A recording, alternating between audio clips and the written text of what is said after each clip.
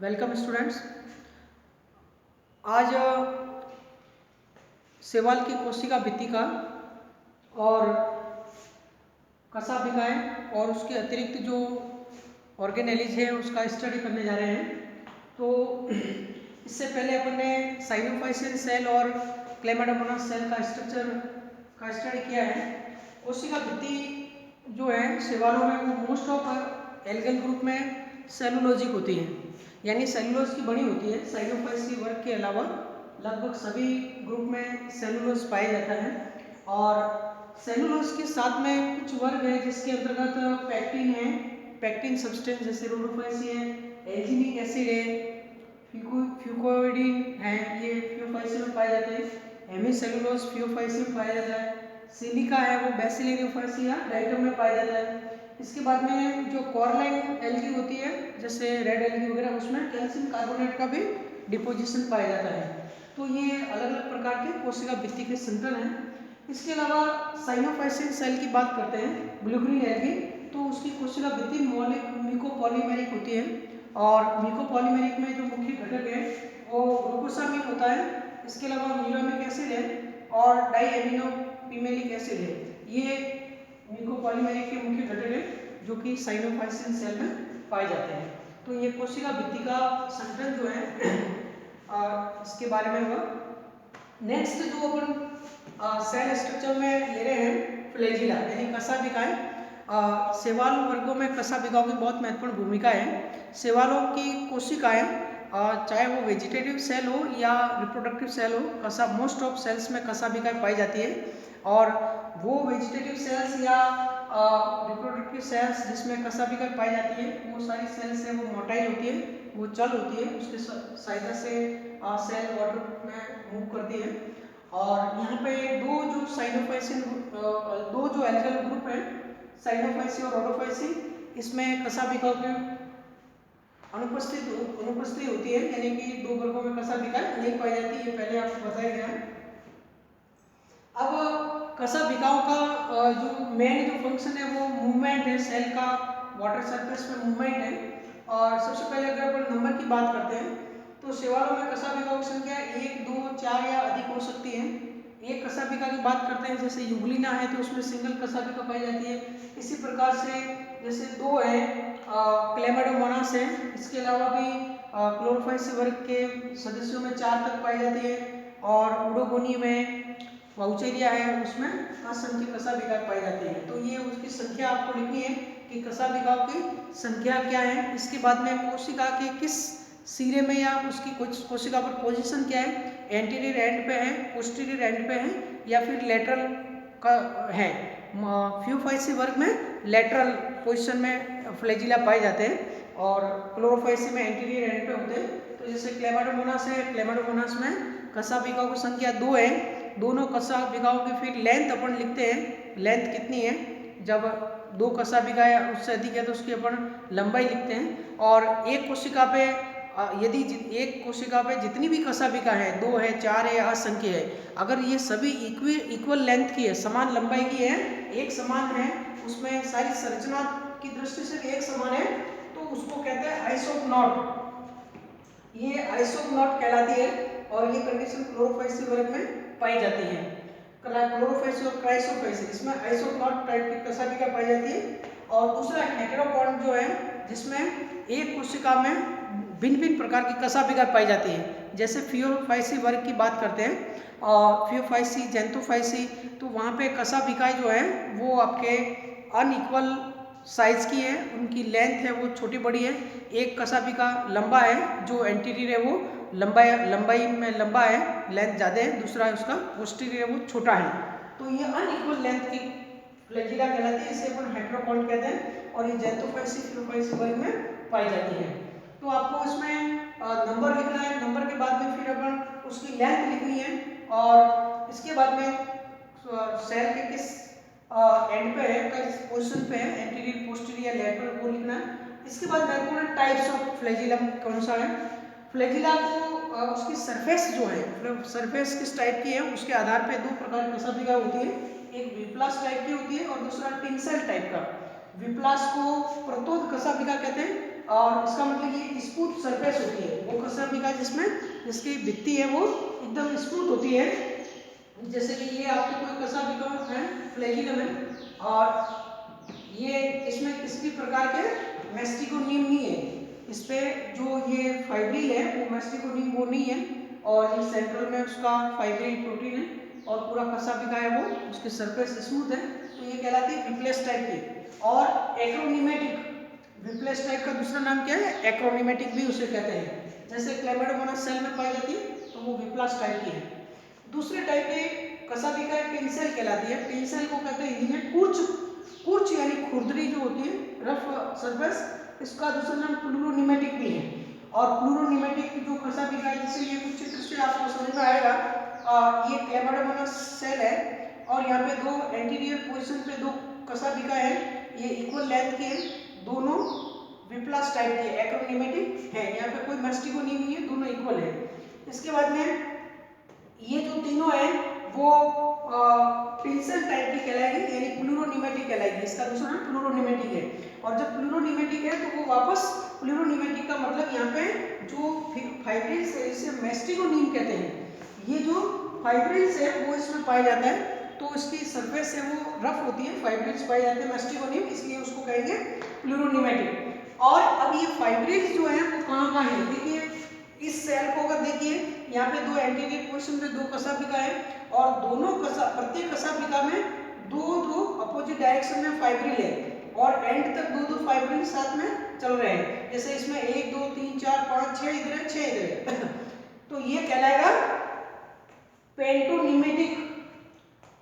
प्लूरोनिमेटिक में इसका टाइप है पेंटोनिमेटिक, यानी टू अपोजिट रो, एक फ्लैजिलम पे मेस्टिकोनीम की टू अपोजिट रोल है इक्वली, वो कहलाएगा पेंटोनिमेटिक। इसके बाद में फिर है पेंटोक्रोनिमेटिक। पेंटोक्रोनिमेटिक में क्या होगा कि दो अपोजिट रो तो चलेगी मेस्टिकोनीम की, परंतु इसके एंड में सिंगल कशाभिका आएगा फ्लैजिलम, यहाँ पे एंड में एक सिंगल फ्लैजिलम है, तो ये कहलाएगा टर्मिनल फाइब्रिल है वो इसमें प्रेजेंट है, तो वो पेंटोक्रोनिमेटिक कहलाएगा। और ये फोर्थ जो है इसमें देखिए सिंगल फ्लैजिलम है, लेकिन इसमें मेस्टिकोनीम केवल एक ही साइड में है, दोनों साइड में नहीं है, तो इसको स्टिकोनिमेटिक कहलाएगा। मेस्टिकोनीम develop only the one side, उसको कहेंगे स्टिकोनिमेटिक। तो ये कशाभिकाओं की जो वेरिएशंस है सवालों में वो बहुत महत्वपूर्ण है। आपको ध्यान रखना है कि साइनोफाइसी और रोडोफाइसी वर्ग की जब बात करते हैं तो वहाँ पे कशाभिकाएं अनुपस्थित लिखना है। इसके बाद में जो भी क्लासेज है जहाँ कशाभिकाएं उपस्थित हैं उसमें सबसे पहले उसकी संख्या लिखोगे, फिर उसकी पोजीशन लिखोगे, सेल में कहाँ पे उसकी पोजीशन है, इसके बाद में फिर उसकी सरफेस के बारे में लिखोगे। ये तीन चीज़ें जो है आपको संख्या, लेंथ, पोजीशन और उसके ऊपर मेस्टिकोनीम जो है टाइप, चार टाइप चीज़ें आपको इसमें ध्यान देना है फ्लैजिलम के रूप में। तो प्रत्येक वर्ग के अंदर आपको इसकी पोजीशन है वो लिखनी है। अब अगर अपन बात करते हैं कि फ्लैजिलम का जब अपन टीएस काटते हैं, जो फ्लैजिलम है वो फ्लैजिलिन प्रोटीन से बने होते हैं, और उसका जब अपन टीएस काटते हैं, ये मोस्टली सेल का जो न्यूक्लियस है, न्यूक्लियस के पास में बेसल ग्रेन्यूल होते हैं, और वहीं से ये मेस्टिकोनीम जो है फ्लैजिला है वो डेवलप होते हैं, और उसमें एक सेंट्रल शाफ्ट होता है, और उसके बाद में फिर उसमें से मेस्टिकोनीम वगैरह डेवलप होते हैं। तो टीएस में आप देखिए, टीएस जब काटते हैं एक फ्लैजिलम का, तो उसमें ये 9+2 अरेंजमेंट इसमें पाया जाता है। इसमें 9 जो है, 9 तो क्या है, पेरिफेरल डबलेट। ये there are 9 peripheral doublets and 2 central singlet. 2 center में जो है उसको सिंगलेट कहेंगे, और पेरिफेरी पे जो 9 है वो कहलाएंगे डबलेट। और उसमें जो सेंट्रल 2 सिंगलेट हैं उसके चारों तरफ एक एक्स्ट्रा कवरिंग और पाई जाती है, और जो आउटर जो पेरिफेरल 9 पेरिफेरल डबलेट है उसमें सिंगल मेम्ब्रेन है, और वहाँ से एक आर्म है वो सेंटर की ओर निकलती है। तो इस प्रकार से इसका ये ट्रांसफर सेक्शन में उसका ओरिएंटेशन होता है, और जैसे ये फ्लैजिलम लंबाई में बढ़ता है तो ये 2 सेंट्रल सिंगलेट और 9 जो पेरिफेरल डबलेट है वो वर्टिकल पोजीशन में आपके ग्रो मूव करते हैं और बेस से ये एक डायफ्राम से जुड़े रहते हैं नीचे से बेसल ग्रेन्यूल से। तो इस प्रकार से ये आपके फ्लैजिलर मूवमेंट होता है। और अगर अपन ये क्लेमाइडोमोनास की बात करते हैं तो क्लेमाइडोमोनास सेल के अंदर एक न्यूरोमोटर एपरेटस पाया जाता है और न्यूरोमोटर एपरेटस में जो सेल का न्यूक्लियस है उस न्यूक्लियस में एक न्यूक्लियोलस होता है केंद्रिका और न्यूक्लियोलस से राइजोप्लास्ट और राइजोप्लास्ट है पैराडेस्मस और वहाँ पैराडेस्मस है वो फ्लैजिलम के बेस में जो बेसल ग्रेन्यूल है वहाँ से जुड़ा रहता है। तो वहीं से ये पूरा मूवमेंट है वो कोऑर्डिनेट होता है। तो ये आपके फ्लैजिला के बारे में और कोशिका भित्ति के बारे में। अब अपन नेक्स्ट इसका जो टॉपिक जो है वो आई स्पॉट की बात करेंगे। कोशिका सेवालों में आई स्पॉट क्या होता है? आई स्पॉट जिसे अपन स्टिग्मा के नाम से भी जानते हैं, स्टिग्मा या आई स्पॉट, और उसको हिंदी में कहते हैं द्रक बिंदु।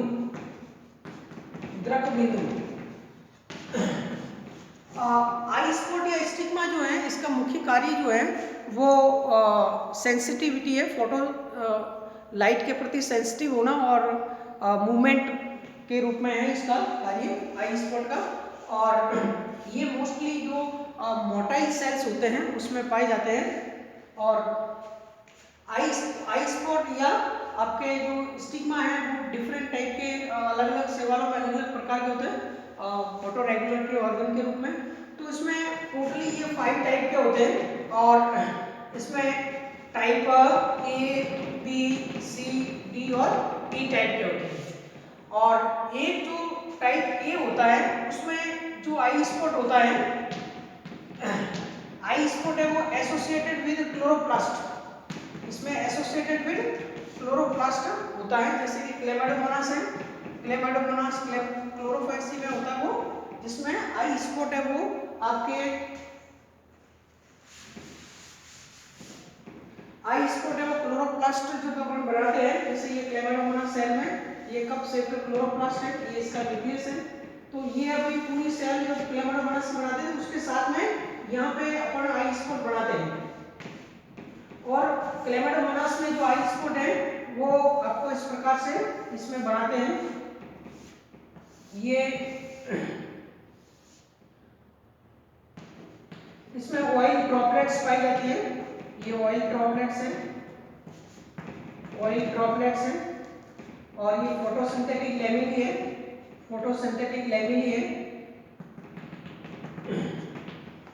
तो फोटोसिंथेटिक लैमेली और उसमें ऑयल ड्रॉपलेट्स पाई जाती है और ये मोस्टली क्लोरोप्लास्ट के साथ में एसोसिएटेड है।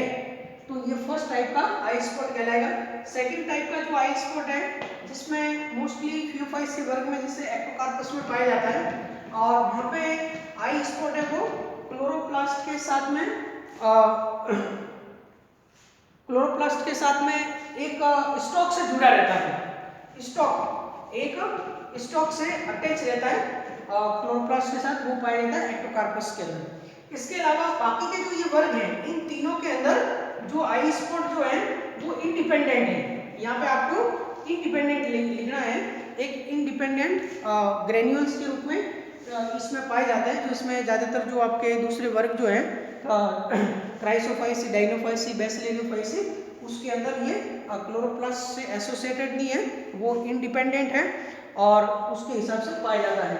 और सबसे अगर कॉम्प्लेक्स टाइप की अपन आई स्पॉट की बात करते हैं तो वो डाइनोफाइसी वर्ग में, जो 5th टाइप का ई टाइप का है वो डाइनोफाइसी में पाया जाता है।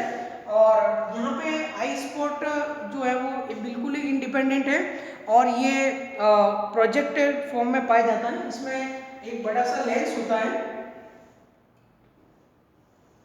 ये एक लेंस है और उसके नीचे एक पिगमेंटेड प्लेट पाई जाती है, ये पिगमेंटेड प्लेट है और ये इसमें एक लेंस पाया जाता है। तो ये सबसे बड़े आकार के और कॉम्प्लेक्स टाइप के आई स्पॉट है वो डाइनोफाइसी वर्ग में पाए जाते हैं। तो ये आपके आई स्पॉट का मुख्य कार्य जो है वो सेल का मूवमेंट और फोटो सेंसिटिविटी शो करना है। नेक्स्ट अपन जो है वो आई स्पॉट के अलावा फिर ले रहे हैं वेट्यूल्स। और जब अपन वैक्यूल्स की बात करते हैं, थर्ड जो है वो वैक्यूल्स है, भित्तिका है, वैक्यूल्स।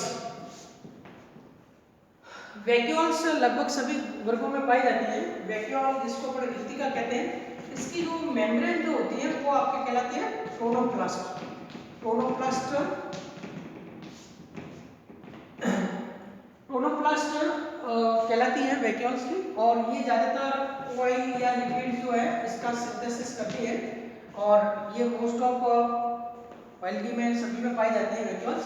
और कुछ एल्गी ऐसी होती है जिसमें विशेष प्रकार की जो वैक्यूल्स हैं, जैसे यूग्लिना है, जिसमें साइटोफेरिक्स के रूप में गुलेट पाया जाता है, और वहाँ पे ये वैक्यूल जो है वो काफ़ी वैक्यूल जो होती है वो उसमें ग्रुप के रूप में पाई जाती है।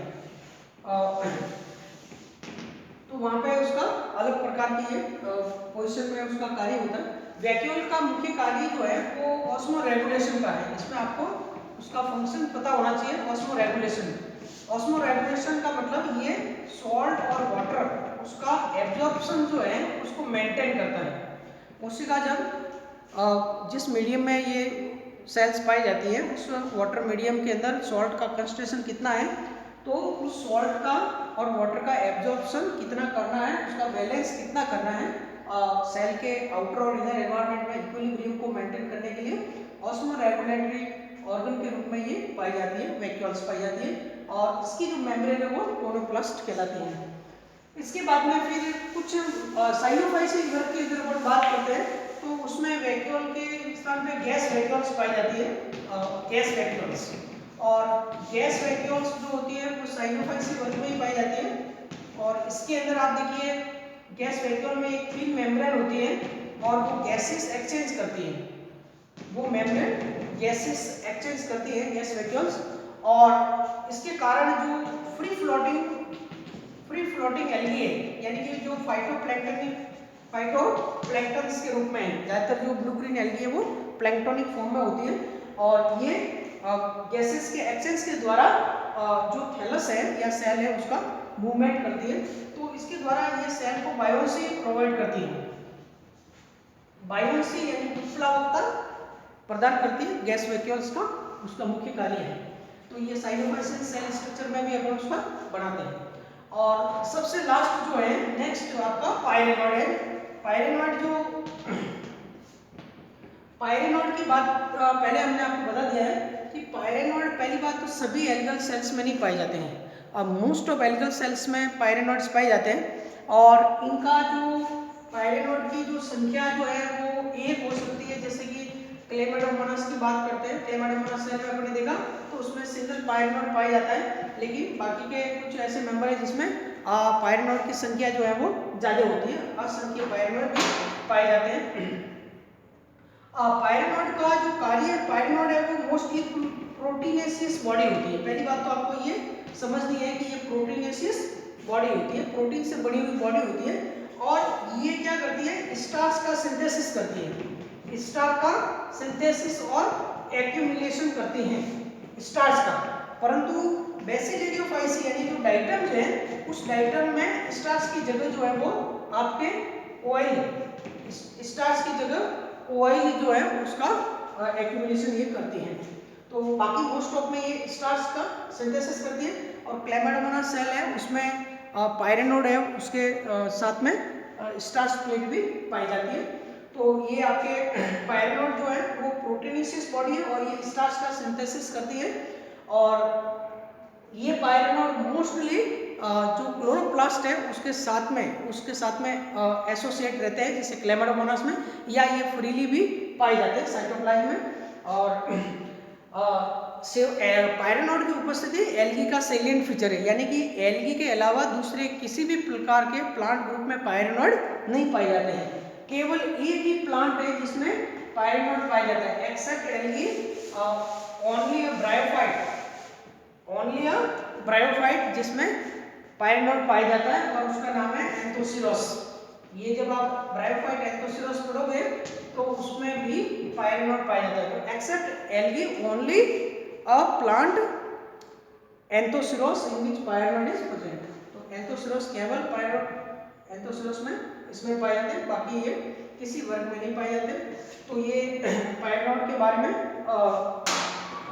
ये संरचना है, और बाकी सारी सेल ऑर्गेनेल्स के बारे में अपने स्टडी कर लिया है। तो this is all about cell structure in algae. और नेक्स्ट टॉपिक में अपन क्लासिफिकेशन ऑफ एल्गी पढ़ेंगे, जो इसमें एफी फ्रिच का क्लासिफिकेशन है उसके बारे में स्टडी करेंगे। धन्यवाद।